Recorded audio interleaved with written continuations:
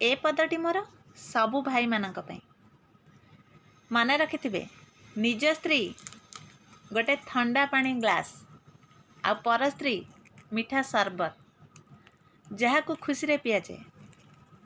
आज युव समाज पई मोर गोटे छोट मेसेज एइथिपई आजिकल गोटे फैशन हो गलानी निज स्त्री जेते सुंदर होइथाउ जेते गुणर होइथाउ जेते भी भल होइथाउ किंतु अन्य स्त्री मानक चाहिबा आजिकल गोटे फैशन आदत। निज स्त्री साथ पछे गोटे मिनट कथा न हुंतु गोटे कॉल करने को टाइम न थाउ किंतु जदि अन्य कार स्त्री गोटे कॉल की मेसेज करदेला ना एमानक मन पूरी जाए।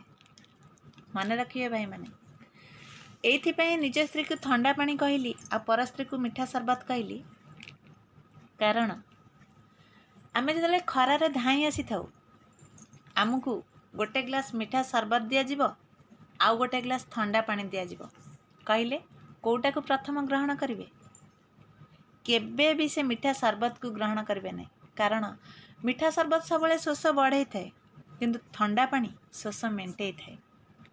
कहिबार अर्थ को केबे भूल अर्थ रे नेबेनी।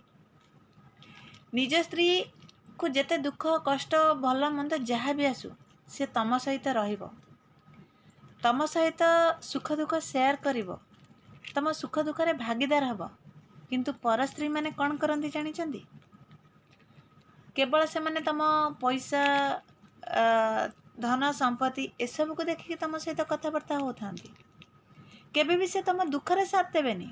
सुख रे तो रहिया पई अनेक अछंती किंतु दुख रे साथ देबो केवल तुम स्त्री।